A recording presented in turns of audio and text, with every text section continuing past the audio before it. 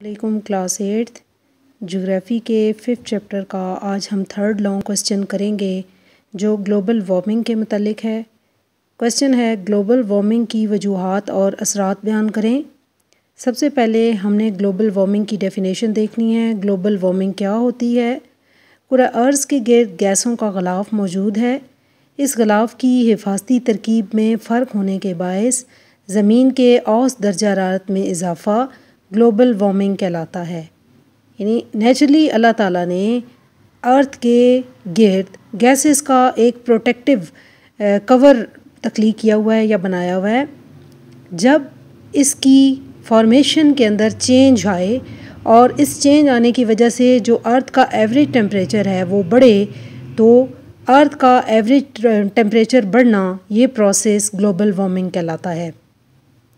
अब इस global warming की अहम वजूहात क्या हैं, यानी ये हमने देखना है कि क्यों इस तरह से हो रहा है कि अल्लाह ताला ने ये जो प्रोटेक्टिव लेयर एटमॉस्फेयर की सूरत में अर्थ के गिर्द बनाई है, इसकी फॉर्मेशन अल्लाह ताला ने ख़ुद रखी है।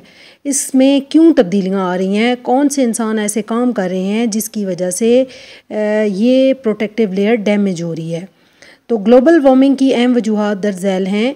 नंबर 1, फैक्ट्रियों, गाड़ियों, हवाई जहाज़ों और ट्रेनों से निकलने वाला धुआं ग्लोबल वार्मिंग का बायस बनता है।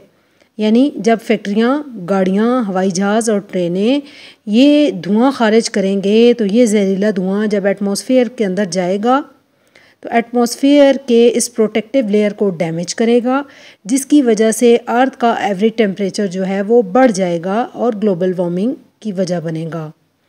सेकंड है तेल, डीजल और कोयले के जलने की वजह से बड़े पैमाने पर कार्बन डाइऑक्साइड गैस खारिज होकर फ़िज़ा में दाखिल हो रही है, जो दर्जा हरारत में इजाफे का बायस बनकर ग्लोबल वार्मिंग की वजह बनती है।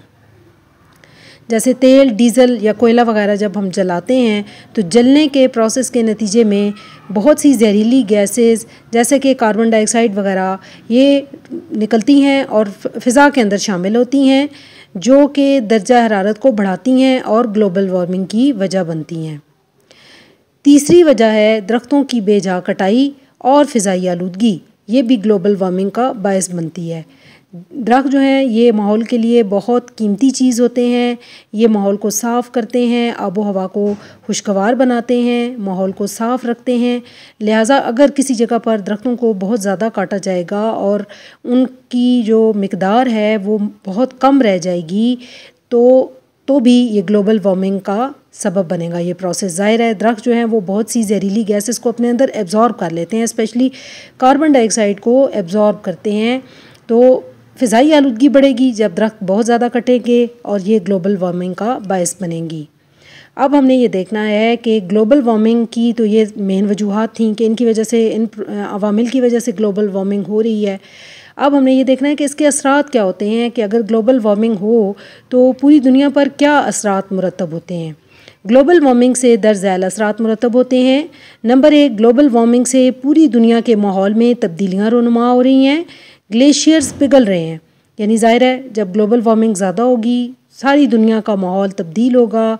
बारिशें बेवक्त होंगी, बहुत ज़्यादा होंगी या बिल्कुल नहीं होंगी, और जो ग्लेशियर हैं वो एवरेज हीट, अर्थ का जो एवरेज टेम्परेचर लेवल है वो बढ़ने की वजह से ग्लेशियर पिघलेंगे, सैलाब आएंगे। तो ग्लोबल वार्मिंग से माहौल में तब्दीलियाँ आती हैं और ग्लेशियर पिघलते हैं।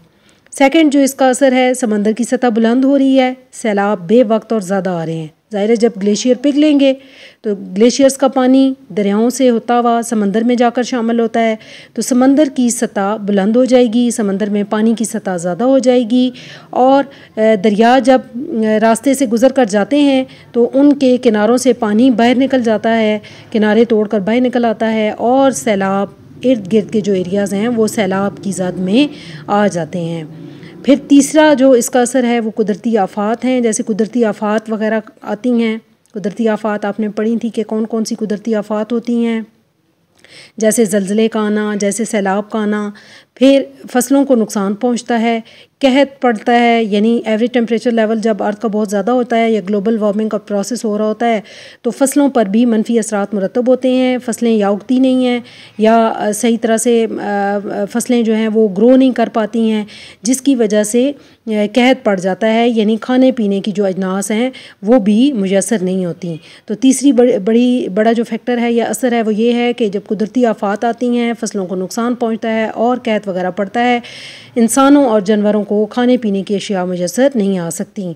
फिर फोर्थ इसका है कि बारिशों का निज़ाम मुतासर होता है। ज़ाहिर है जब माहौल में तब्दीलियाँ आएंगी बारिशों का निज़ाम मुतासर होगा।